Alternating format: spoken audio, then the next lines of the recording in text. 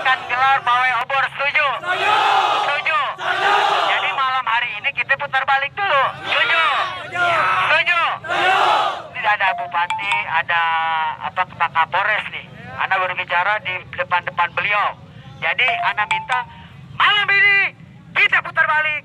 Malam 1 Muharram kita pawai obor. Siap tertib, siap damai.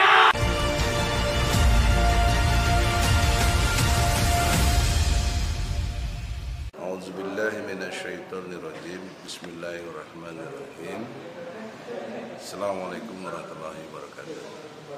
Allahu Akbar, Allahu Akbar, Allahu Akbar, walillahil hamd.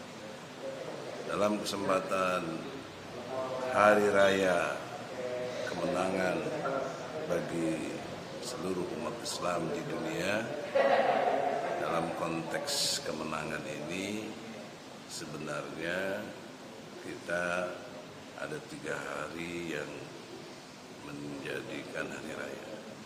Satu, hari raya Jumat, sebagai tiap minggu Allah ciptakan kondisional objektifnya, orang terkonsolidasi lewat Jumatan itu.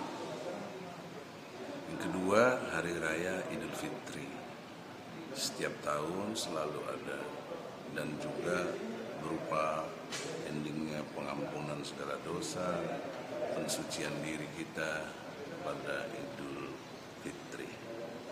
Kemudian ketiga, hari raya Idul Adha, hari pengorbanan yang sebagai prasyarat menurut Allah Subhanahu wa taala rasa bersyukur yang paling tinggi adalah berkorban. Inna a'thaina kal kautsar fasoli li rabbika wanhar inna sani'aka huwal abtar. Jadi betapa dahsyatnya ajaran Islam ini. Konsep bersyukur itu diukur dari 2 hal penting. Satu, sholat ya, dengan rutinitas dan kemampuan mencegah keji dan mungkar, karena efektivitas sholat itu diukur dari secara sosial, tercegahnya keji dan mungkar. Bayangkan tuh, padahal itu urusan individual, urusan vertikal sholat, tapi dampak sholat yang diukur oleh Allah adalah sosial, horizontal. Bagaimana mengukur keberhasilan sholatnya itu adalah tercegahnya keji dan mungkar, baik secara individual, keluarga, masyarakat, bangsa dan negara, bahkan dunia. Yang kedua, konsep syukur yang dalam konteks pengorbanan adalah betul-betul, sekali lagi betul-betul berkurban. Nah, kurban di sini yang utama adalah harta, kemudian jiwa, kemudian waktu. Ya, ini 3 hal penting ini suka orang lupa. Ya, harta,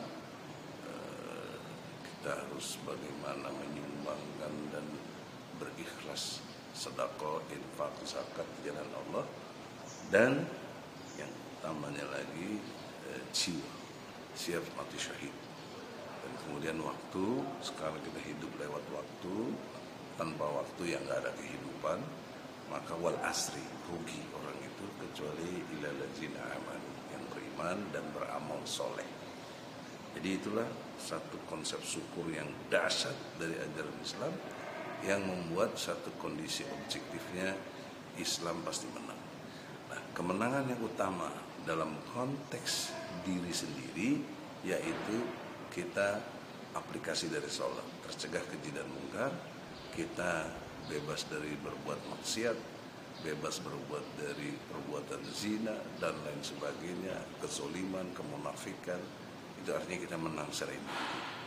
Kemudian membentuk satu komunitas keluarga, ku anfusakum wa ahlikum naro, terjaga keluarga kita, menang keluarga kita.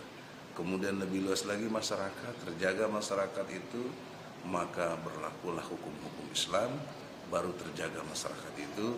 Dan masyarakat ini adalah isi dari negara, karena negara itu 4 elemen. 1, rakyat. 2, pemerintah. 3, wilayah. 4, hukum. Nah, 4 elemen yang disebut negara ini sering keliru kita. Banyak para tokoh saya lihat selalu mengatakan negara. Harusnya dipisah dengan jelas.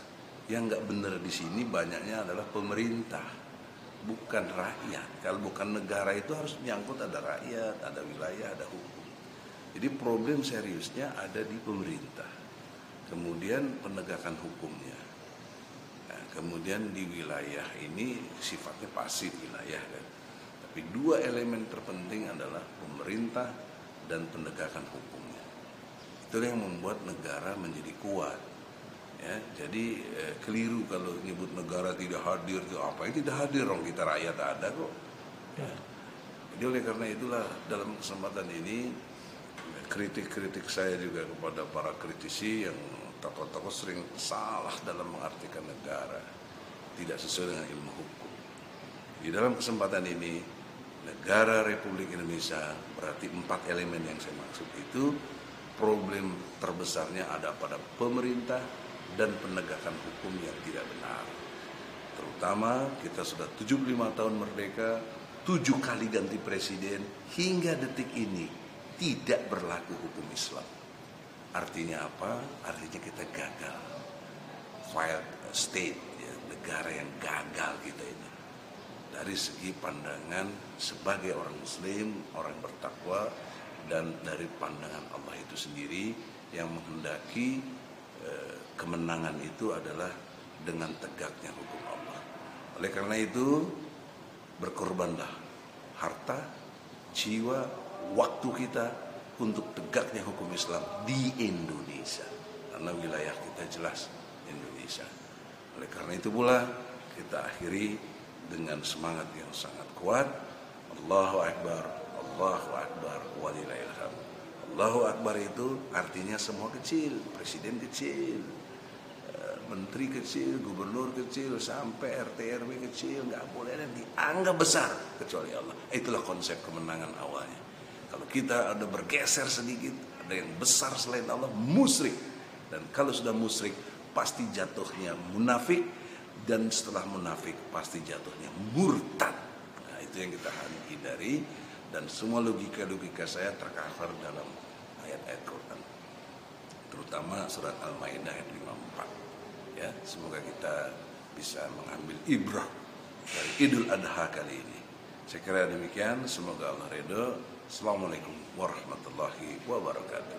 Sampai kamu ya, ibu tutup semuanya. Kita jaga kesehatan buat diri pribadi dan juga buat semuanya.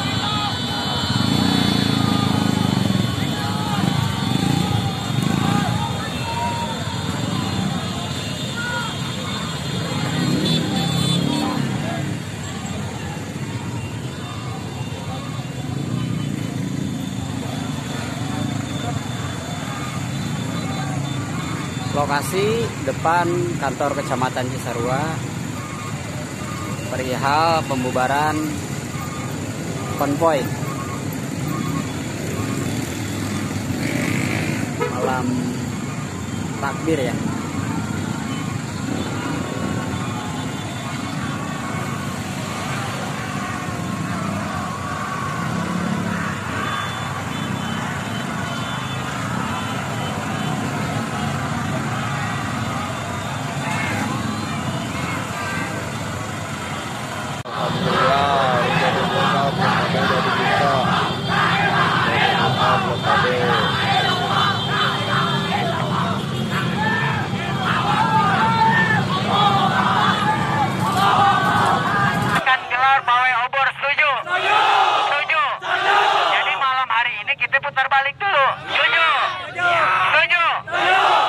Ada bupati, ada Pak Kapolres nih.